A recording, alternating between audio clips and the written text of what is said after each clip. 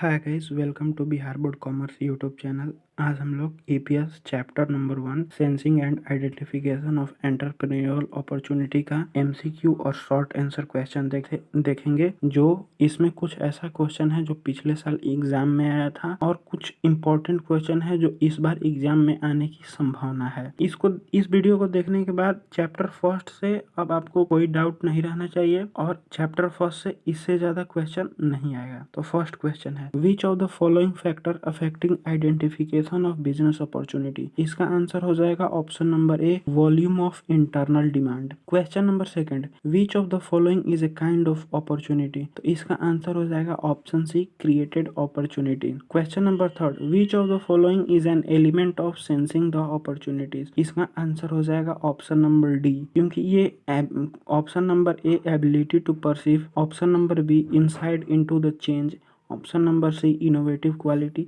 ये तीनों क्वालिटी एक एंटरप्रेन्योर के पास होना चाहिए। Question number 4, is it necessary to give due consideration on internal resources before initiating a particular decision. तो इसका आंसर हो जाएगा option number A, yes it is necessary. Question number 5, entrepreneur is a. इसका answer हो जाएगा option number D, risk taker. Question number 6, which of the following is a type of opportunity. तो इसका answer हो जाएगा option C, both A and B, existing opportunity and created opportunity. Question number 7, which of the following is a problem connected with business. तो इसका answer हो जाएगा option number D, risk management. Question number 8, by opportunity we mean. तो इसका answer हो जाएगा option number D, all of this. Question number 9, how many types of opportunities. तो इसका आंसर हो जाएगा ऑप्शन नंबर सी, 2। अब शॉर्ट आंसर क्वेश्चन को देखेंगे। तो फर्स्ट क्वेश्चन है, what is promotion of venture. Promotion of venture कहने का मतलब कि कोई भी बिजनेस इंटरप्राइज में बढ़ावा या उसमें मदद कैसे मिलती है। तो इसका आंसर है, promotion is the process of development of a specific business enterprise. In fact an enterprise is the sum total of the activities of all the person involve in the development of business enterprise. तो promotion एक प्रकार का development का process होता है जिसमें कोई भी स्पेसिफिक बिजनेस इंटरप्राइज के डेवलपमेंट की बात की जाती है और डेवलपमेंट वाला एक्टिविटी किया जाता है। इसके कहने का मतलब यही है कि कोई भी बिजनेस इंटरप्राइज में जितनी सारी एक्टिविटी को मिला दे उसी को प्रमोशन ऑफ वेंचर बोलते हैं। अब question number 2, state the difference between entrepreneur and entrepreneurship. Entrepreneur और एंटरप्रेन्योरशिप के बीच का अंतर बताना है। आंसर है, entrepreneurship is the tendency of a person to organise the business of his own and to run it profitably using all the qualities of leadership, decision making and managerial caliber etc. The term entrepreneur is often used interchangeably with entrepreneurship. Entrepreneurship एक प्रकार का tendency होता है, किसी भी एक प्रकार का टेंडेंसी होता है जो व्यक्ति को अपने बिजनेस को ओन करना और उसे प्रॉफिटेबली रन करना सिखाता है। और एंटरप्रेन्योर के अंदर ये सब क्वालिटी होना चाहिए, जैसे कि leadership, decision making and managerial calibre. तो एंटरप्रेन्योर और एंटरप्रेन्योरशिप दो ऐसे टर्म हैं जो दोनों इंटरचेंजेबली यूज होते रहते हैं। Question number 3, what are the kinds of opportunities. तो इसका आंसर है, commonly there are 2 categories of opportunity. तो अपॉर्चुनिटी 2 प्रकार के होते हैं। First, existing opportunity in the environment. ऐसा अपॉर्चुनिटी जो पहले से इस इन्वायरमेंट में मौजूद है, बस उसमें कुछ चेंजेस की और कुछ इनोवेशन की ज़रूरत है। जैसे पेपर मिल, क्लॉथ मिल या फुटवेयर इंडस्ट्रीज में कुछ चेंजेस कर कर के लाने पे और मॉडिफिकेशन करते रहने पे ये बिजनेस को बढ़ावा मिलेगा। और सेकंड है created opportunity. Such opportunities are not pre existing, rather created in view of aspiration of consumers, changing fashion trend, technical innovation and according to the prevailing condition assume new forms। तो created opportunity ऐसा opportunity है जो entrepreneur खुद से बनाता है। वो बनाता है उस जगह के इन्वायरमेंट को देखकर, वहाँ के तौर तरीके को देखकर, कंज्यूमर के डिमांड को देखकर और फैशन ट्रेंड को देखकर वो एंटरप्रेन्योर वो अपॉर्चुनिटी खुद बनाता है। अब question number 4, state the objective of identification of business opportunity. तो इसका आंसर है, following are the main objective of identification of business opportunity. To study and examine the small, medium and large scale industrial possibilities, keeping in mind the requirement of region and country as whole. तो कोई भी entrepreneur को business opportunity को identify करने से पहले ये दिमाग में सोच लेना चाहिए कि जो हम प्रोडक्ट बनाने जा रहे हैं उसको स्मॉल, मीडियम या लार्ज इंडस्ट्रियल पॉसिबिलिटी उसका है कि नहीं, या वो स्मॉल इंडस्ट्री बन के रह जाएगा या मीडियम इंडस्ट्री बन के रह जाएगा या लार्ज स्केल में उसका प्रोडक्शन होगा, और उस क्षेत्र का, उस कंट्री का कितना रिक्वायरमेंट है। Second, to duty the impact of achievement on financial resources, production, employment and evaluate initial requirement, capital, industrial development. और ये सब सोचने के बाद उसे ये भी सोचना चाहिए कि हमारे पास उतना कैपिटल है कि नहीं जिससे हम वहाँ पे पर्याप्त मात्रा में एम्प्लॉय हायर कर सकते हैं, और इंडस्ट्रीज के डेवलपमेंट के लिए उतना मेरे पास कैपिटल है कि नहीं। Question number 5, what is the relation between opportunities and entrepreneur. Answer है the relation between opportunity and entrepreneur is similar to water fish relationship. Fish has no chance of survival in absence of water that looks for it food in water and lives in it. Entrepreneur और opportunity का relation ऐसा है कि जैसे पानी और मछली का, पानी बिना मछली नहीं रह सकती है, वैसे ही एंटरप्रेन्योर और अपॉर्चुनिटी का रिलेशनशिप है। Question number 6, how are the business opportunities identified. Business opportunity को कैसे आइडेंटिफाई किया जाता है। आंसर है is an entrepreneur after taking into account all the business opportunities as identified they determines the kind of venture as to be opted by which he earn profit. तो business opportunity को कैसे identify किया जाता है, तो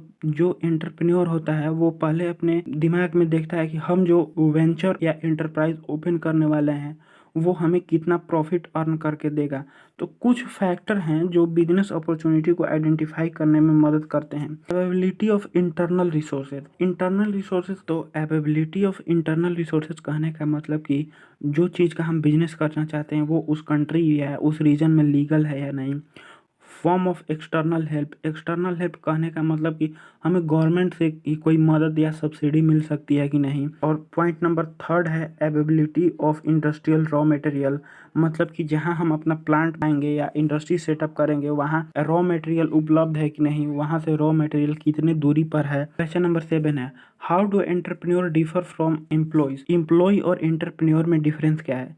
तो employee is that person who is appointed by entrepreneur for himself. Employee ऐसा व्यक्ति होता है जो एंटरप्रेन्योर के द्वारा हायर किया जाता है उसके मदद के लिए, उसके इंडस्ट्रीज में मदद के लिए। और एंटरप्रेन्योर वो होता है जो उस इंटरप्राइज का को बनाया रहता है। पॉइंट नंबर 2 है employ never face risk of profit and loss. Employ कभी भी प्रॉफिट और लॉस का रिस्क फेस नहीं करता है, और एंटरप्रेन्योर को हमेशा प्रॉफिट और लॉस का रिस्क लगा रहता है क्योंकि वो अपना सेटअप किया रहता है बिजनेस, इसीलिए। Employ does not take decision. Employ decision नहीं ले सकता है लेकिन एंटरप्रेन्योर डिसीजन ले सकता है। Question number 8, why is entrepreneurship regarded as creative activity. तो आंसर है the nature of entrepreneurship is creative work culture and qualitative improvement is developed only through creative thinking by promoter organisation and management. Entrepreneurship को हम creative activity इसलिए बोल सकते हैं कि जहाँ पे हम लोग काम कर रहे हैं वहाँ का वर्क कल्चर और कंपनी में क्वांटिटी वाइज और क्वालिटी वाइज डेवलपमेंट हो रहा है कि नहीं, ये सब एंटरप्रेन्योर को देखना रहता है, मैनेजमेंट को देखना रहता है। इसीलिए एंटरप्रेन्योरशिप एक क्रिएटिव एक्टिविटी है। Question number 9, What do you understand by business opportunity? Sir है an entrepreneur is he who identifies business opportunity, evaluates them and gives shape into a viable venture in context of adequate rate of return of business enterprise. It is so precisely defining in the form of a captivating scheme which continues to allure an entrepreneur who attempts to transform his dreams into reality by embracing such opportunity. तो business opportunity से हम ये समझते हैं कोई भी entrepreneur के दिमाग में आइडिया आया कि हमें ये वेंचर खोलना चाहिए, तो वो पहले ये सोचेगा कि हम ये वेंचर खोलें कैसे या उसको शेप कैसे दें, और हमें वो रेट ऑफ रिटर्न कितना देगा, मतलब जितना हम इन्वेस्ट कर रहे हैं उस बिजनेस में वो उतना हमें रिटर्न मिलेगा या नहीं। इसी को बिजनेस अपॉर्चुनिटी कहा जाता है। What is imagination of venture. The first and the foremost job of an entrepreneur is to transform and articulate his imagination of establishing a new business unit into an enterprise. With the power of venture-oriented imagination and then subsequent deliberation and contemplation, an entrepreneur sets out pursuit of articulation of his imagination, which is the ultimate destination what he aims at. तो imagination of venture कहने का मतलब कि entrepreneur के दिमाग में वो idea आया कि हम ये वेंचर को इस्टेब्लिश कर रहे हैं, इससे हमें कितना रिटर्न मिलेगा और ये वेंचर बिजनेस ओरिएंटेड वेंचर है कि नहीं। Question number 11, state the factor of sensing opportunity.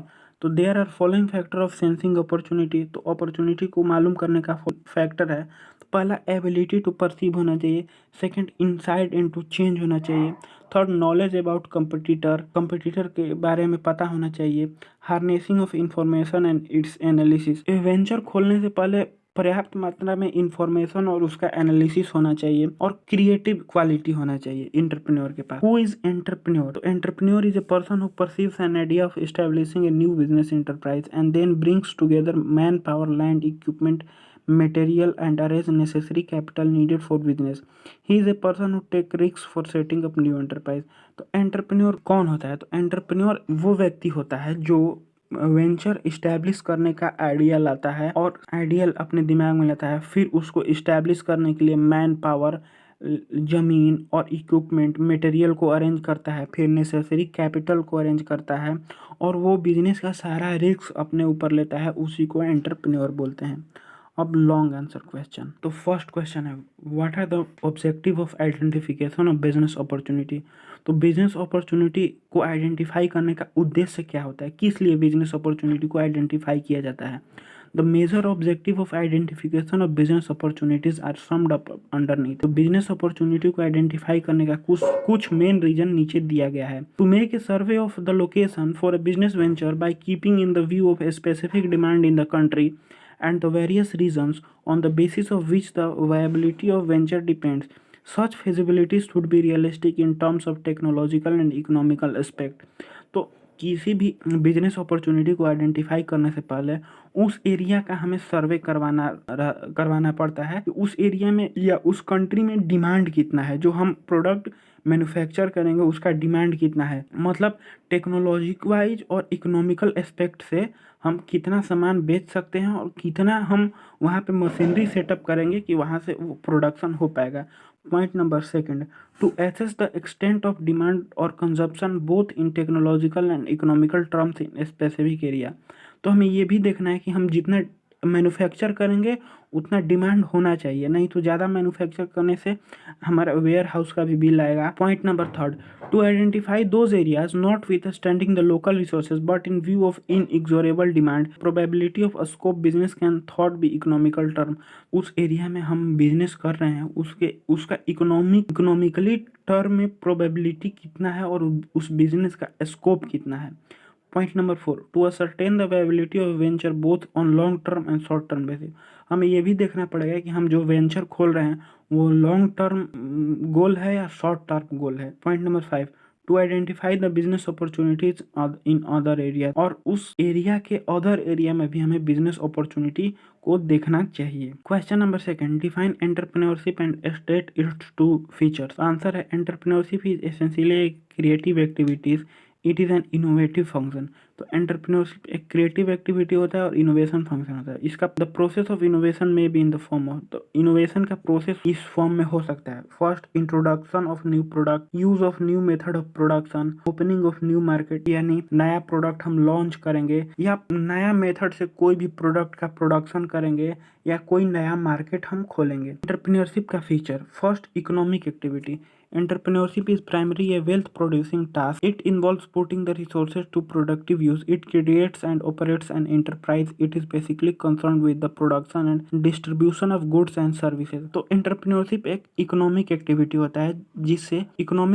होता है जिससे हम वेल्थ अर्न कर सकते हैं। इसमें कोई भी रिसोर्स को हम प्रोडक्टिव यूज में पुट करते हैं और उससे वेल्थ जनरेट करते हैं। किसी भी फॉर्म में हो सकता है, या वो गुड्स फॉर्म में हो या वो सर्विस फॉर्म में हो। Point number 2, creative activity.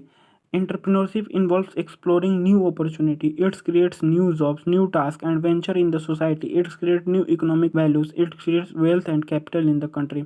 तो एंटरप्रेन्योरशिप एक क्रिएटिव एक्टिविटी है, क्योंकि ये नया नया अपॉर्चुनिटी को एक्सप्लोर कर नया जॉब इसमें मिल सकता है, नया टास्क मिलता है, नया काम मिलता है, समाज में नया नया वेंचर खुलता है और देश के इकोनॉमिक वैल्यू और कैपिटल को बढ़ाने में मदद कर सकता है। State the characteristics of entrepreneur. तो एंटरप्रेन्योर के कुछ गुण को बताना है। तो फर्स्ट गुण उसमें लीडरशिप का होना चाहिए। एक एंटरप्रेन्योर के पास लीडरशिप क्वालिटी होना चाहिए कि वो अपने कलीग्स को या उसके जो फेलो मेट्स हैं उनको वो लीडरशिप कर पा रहा है कि नहीं, उनको वो नेतृत्व कर पा रहा है कि नहीं।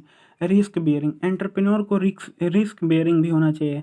रिस्क बियरिंग कहने का मतलब कि वो फाइनेंशियल रिस्क और फिजिकल रिस्क और मेंटल रिस्क तीनों को सहन कर पाए। इनोवेटिवनेस कहने का मतलब कि उसके दिमाग में नया नया आइडिया आना चाहिए कंज्यूमर के रिक्वायरमेंट के अनुसार। और गोल ओरिएंटेड, वो जो भी काम करे अपने गोल को अचीव करने के लिए काम करे। और फिफ्थ, डिसीजन मेकिंग, उसके पास एक डिसीजन मेकिंग का पावर होना चाहिए और ये क्वालिटी होना चाहिए कि वो कोई भी वैसा प्रॉब्लम आ जाए तो वो डिसीजन ले पाए। तो आज के लिए बस इतना ही, मिलते हैं कल एक और नए वीडियो में। तब तक आप लोग चैनल को सब्सक्राइब और वीडियो को लाइक करना कंसीडर कीजिएगा। और इस पीडीएफ का लिंक नीचे डिस्क्रिप्शन में मिल जाएगा या हमारे टेलीग्राम चैनल पर भी मिल जाएगा, वहाँ से आप डाउनलोड कर सकते हैं।